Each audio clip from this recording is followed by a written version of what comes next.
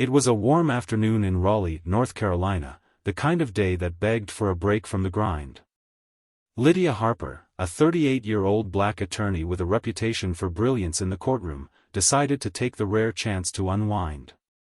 She sat on a weathered bench in Moore Square, a bustling little park in the heart of the city. Kids darted around a splash pad, their laughter mixing with the hum of cicadas, while joggers looped the trails. Lydia, dressed in a simple sundress, had a hefty legal textbook propped open on her lap, her idea of relaxing. She adjusted her glasses, lost in the pages, when the sharp squeal of tires snapped her back to reality. A police cruiser rolled up to the curb nearby, its lights flashing lazily. Two officers stepped out, Jake Miller and Tom Reynolds, their badges glinting in the sun. Their eyes scanned the park, landing squarely on Lydia. She was the only one sitting alone, minding her own business, yet somehow that made her stand out. "Ma'am, can we have a word?" Officer Miller called out, his tone more accusatory than curious. Lydia looked up, her brow furrowing slightly. "Sure," she said, closing her book with a deliberate thud.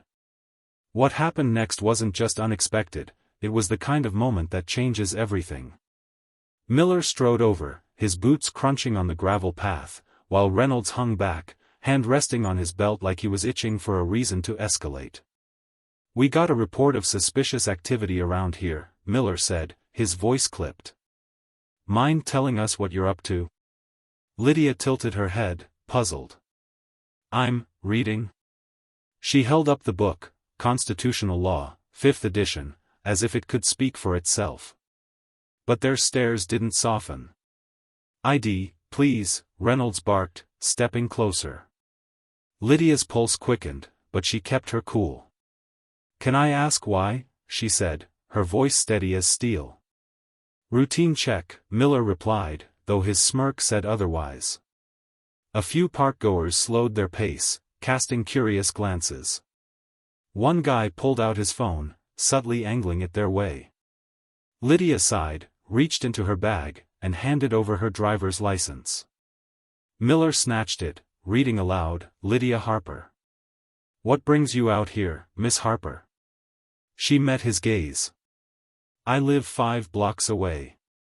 I'm enjoying my day off." "That a crime?" The air thickened. Miller handed her ID back, but instead of leaving, they doubled down. "You always lug books like that around?" Reynolds sneered. "You meeting someone, or just loitering?" Miller added, his hand hovering near his cuffs. Lydia recognized the game, they were fishing, hoping she'd slip up. She'd seen it play out 100 times in court, but being on this side of it? That hit different.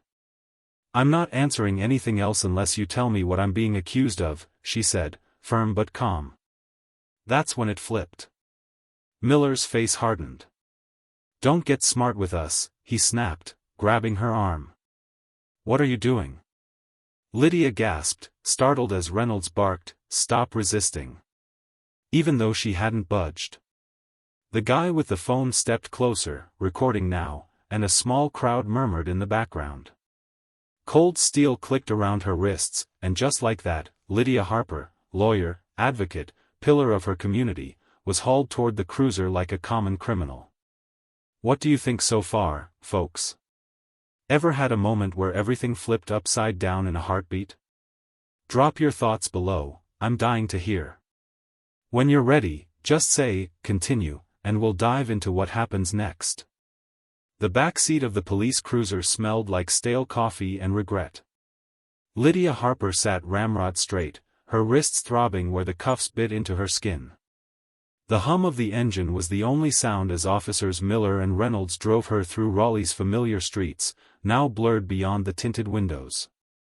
She stared at her reflection in the glass, calm on the outside, but inside? A storm was brewing. She'd spent years defending clients against overreach, arguing for justice in polished courtrooms.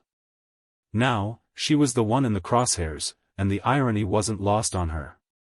At the station, the process was a slow grind designed to break spirits. Fingerprint ink stained her hands, the camera flash burned her eyes, and the fluorescent lights buzzed like a swarm of angry bees. "Enjoy your stay," Reynolds muttered with a smirk as he locked her in a holding cell. Lydia sank onto the metal bench, her sundress wrinkled, her textbook long gone, confiscated as personal property. She replayed the park scene in her head, the officers' sneers, the crowd's gasps, that guy with the phone. She hoped he'd caught it all. This wasn't over, not by a long shot. Hours crawled by before a young officer approached, clipboard in hand. "Lydia Harper, you're charged with resisting arrest and obstructing an officer," he said, barely looking up. "On what grounds?" she shot back, her voice sharp enough to cut glass. "Take it up in court," he shrugged, walking off. Lydia exhaled, forcing herself to think like the lawyer she was. The charges were flimsy, textbook overreach. She could dismantle them in her sleep. But this wasn't just about her anymore. It was about every person who'd felt that same cold steel for no good reason. Lydia walked out of the station into the cool night air, her breath visible under the streetlights. Her friend Sarah Coleman was waiting by the curb, arms crossed, worry etched into her face. "Lydia, you okay?" Sarah asked, rushing over. "I'm fine," Lydia lied, her hand still trembling slightly as she climbed into Sarah's car. The ride was quiet at first, the weight of the day pressing down. Then Lydia spoke, her voice low but resolute. "I'm not letting this go, Sarah. Not this time." Back home, Lydia didn't sleep. She sat at her kitchen table, surrounded by legal pads, highlighters, and a steaming mug of coffee. Her laptop glowed as she typed furiously, drafting a civil rights lawsuit against Miller, Reynolds, and the Raleigh PD. Every clack of the keys was a release, anger turning into action. She knew the stats: black residents were 3 times more likely to be stopped by cops in this city. She'd argued cases like this before, but now it was personal. By dawn, her outline was solid, and her resolve was steel. The next morning, her phone buzzed non-stop. That video from the park? It had blown up online, thousands of views, shares, comments. "This is why we can't trust the system," one read. "She's a hero," said another. Lydia scrolled through, her chest tightening. People weren't just mad, they were rallying. Sarah called, breathless, "Lydia, you've got a movement brewing out there. What's your next move?" Lydia smiled grimly. "We they're calling it the movement, but I'm calling it a fight." The days that followed were a blur of caffeine and determination. Lydia's law firm wasn't thrilled. Her boss worried this personal crusade might scare off big clients. But Lydia didn't budge. "This isn't just about me," she told him, her voice steady. "It's about setting things right." He relented, and soon, she had a team: Sarah, a few trusted colleagues, and a growing network of community voices. They dug into case law, pulled dashcam footage, and tracked down witnesses from the park. The viral video wasn't just a spark, it was a wildfire. Local news picked it up, and strangers started showing up at her office with their own stories. Traffic stops turned brutal, kids harassed for no reason. Lydia listened, took notes, and felt the weight of their trust. One night, Sarah dropped by with pizza, finding Lydia buried in files. "You're a machine," Sarah said, half laughing. "I have to be," Lydia replied, rubbing her eyes. "They're counting on me." Then came the twist no one saw coming. Her attorney called one afternoon. "Lydia, you're not gonna believe this. You've been assigned to judge a misconduct case next month. Miller and Reynolds are the defendants." She froze, the phone heavy in her hand. The same cops who'd cuffed her now faced her gavel. It wasn't revenge, it was fate handing her the reins. She hung up, leaned back, and let out a slow breath. This was her shot to show what justice really meant. The courtroom in Raleigh buzzed with a quiet hum as people shuffled into their seats. It was a routine misconduct hearing, or so it seemed. Officers Jake Miller and Tom Reynolds sat at the defense table, their uniforms crisp, their faces masks of indifference.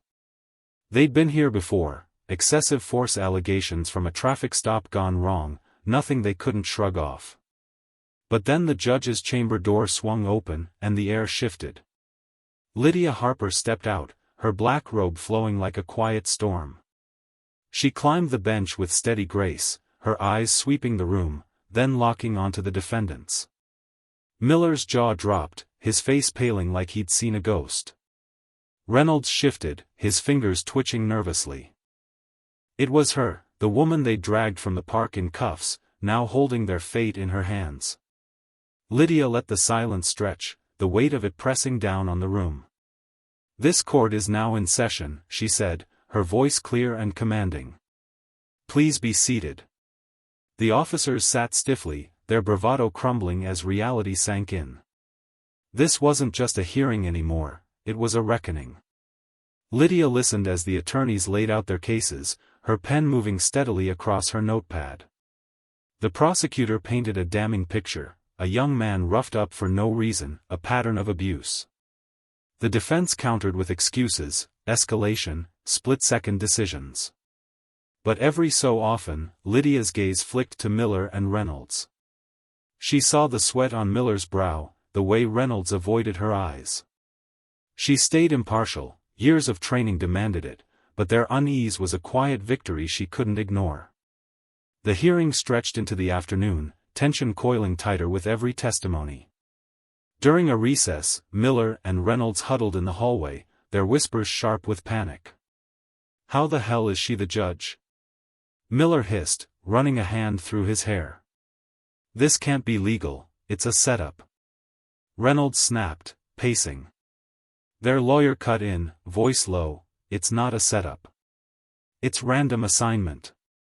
Focus on your defense, not her." But they couldn't shake it, the woman they'd humiliated now sat above them, unflinching. Back in session, the prosecutor called Noah Bennett, a 22-year-old college kid, to the stand. His hands shook as he described the night Miller and Reynolds yanked him from his car, slamming him to the pavement over a suspicious tail light. "I didn't fight back," Noah said, his voice cracking.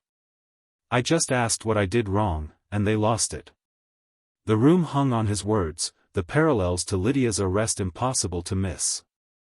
The defense tried to trip him up, but Noah stood firm, his honesty cutting through their flimsy excuses. Lydia watched it all, her face a mask of calm. She caught Miller stealing a glance her way, not defiance this time, but something softer, like shame. By the day's end, she banged her gavel. "We'll reconvene tomorrow at 9 a.m., she announced. As the room cleared, the officers lingered near the door, their steps slow. They didn't approach her, just left, heads low, the first cracks showing in their armor. Lydia stayed behind, gathering her notes, steeling herself for what came next. The next morning, the courtroom was packed, word of the twist had spread, drawing a crowd. Reporters lined the back, locals whispered in the pews, but Lydia entered unfazed, her robe settling around her like a shield. The prosecutor dove in, piling on evidence, witness accounts, body cam snippets, a history of complaints against Miller and Reynolds. "This isn't isolated, Your Honor," he argued. "It's who they are." Lydia nodded slightly, her pen flying across her notes, every word sinking in. The defense fought back, their arguments thin. The officers acted under pressure, their lawyer claimed, but it rang hollow. Then the officers took the stand. Miller went first, his voice shaky. "I thought he was a threat. Maybe I overreacted, looking back." Reynolds echoed him, fumbling through justifications that only dug them deeper. Lydia listened, her expression unreadable, but inside, she felt the frustration boil. These men had power and no idea how to wield it right. As the day wound down, the prosecutor's closing hit hard. "We need accountability, Your Honor, or this never stops." The defense floundered, their plea for leniency falling flat. Lydia adjourned for a week to deliberate, her gavel striking with quiet finality. Miller and Reynolds shuffled out, their faces drawn, the crowd's eyes boring into them. For Lydia, this wasn't about settling scores, it was about making sure the next Noah, the next her, wouldn't face the same fire. The week before Lydia Harper's ruling felt like an eternity in Raleigh. The city buzzed with chatter, coffee shops, barbershops, and social media threads all dissecting the case. The viral video of Lydia's arrest had made her a symbol, and now her role as judge in Officers Miller and Reynolds' misconduct hearing had turned her into a beacon of hope. At home, Lydia pored over her notes, the weight of her decision heavy. She wasn't just ruling on two cops, she was setting a tone for what justice could mean in a system that too often failed. The night before the verdict, her friend Sarah stopped by with takeout. "You holding up okay?" Sarah asked, sliding a container of fried chicken across the table. Lydia sighed, pushing her glasses up. "It's not about me, Sarah. It's about doing this right, for Noah, for everyone watching." Sarah nodded, her eyes soft. "You're carrying a lot, you know that?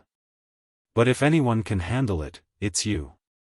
Lydia managed a small smile, but sleep didn't come easy that night. The stakes were too high. By morning, Lydia stood before her mirror, smoothing her robe, her face a mask of resolve. She wasn't just walking into a courtroom, she was stepping into history. The ruling she delivered today would ripple far beyond these walls, and she was ready to make it count. The courtroom was a sea of held breaths as Lydia took the bench. Every seat was filled, activists, reporters, locals, even a few cops in plain clothes. Miller and Reynolds sat at the defense table, their uniforms looking less like armor now, more like a burden. Their eyes stayed glued to the floor, avoiding Lydia's steady gaze. She cleared her throat, her voice cutting through the silence like a blade. "This court is now in session." Lydia began her ruling with calm authority. The role of law enforcement is to protect with integrity, not to harm with impunity. When that trust is broken, the damage reaches far beyond one person, it fractures entire communities. She paused, letting her words sink in. The evidence in this case shows Officers Miller and Reynolds used excessive force, disregarding their training and duty. Their actions reflect a pattern that cannot be ignored. She outlined the consequences: 6-month suspensions without pay, mandatory retraining on de-escalation, and permanent marks on their records. It wasn't just punishment, it was a chance to change, though Lydia knew real reform started deeper. "This court expects better," she concluded, her gavel striking with finality. The room exhaled. Miller's shoulders slumped, Reynolds stared blankly ahead. For the first time, they looked small. The aftermath was electric. News of Lydia's ruling spread like wildfire, sparking debates and demands for reform across Raleigh. That evening, Lydia spoke at a community center, the room packed with people hungry for change. A grandmother approached her afterward, her voice trembling. "You gave us hope today, Ms. Harper. Don't stop." Lydia squeezed her hand. "I won't. This is just the start." Over the next weeks, Lydia worked with activists and city leaders to push for new policies: body cam transparency, better training, community oversight. It wasn't easy, pushback came hard from some corners of the police department. But the momentum was undeniable. Protests turned into town halls, anger into action. Lydia's arrest, once a moment of shame, had become a rallying cry for fairness. One sunny afternoon, Lydia returned to Moore Square, the park where it all began. She sat on that same bench, no book this time, just her thoughts. Kids laughed nearby, and the world felt a little lighter. The system wasn't fixed, not yet, but she'd cracked it open, let some light in. And that, she knew, was worth every fight. Thank you for joining Lydia's journey, a story of grit, justice, and the power of standing tall. It's not just her fight, it's ours too. If this moved you, hit that like button and drop a comment. What part hit you hardest? What changes do you want to see in your community? Let's keep this fire burning together. Subscribe for more stories that spark action, and I'll see you in the next one.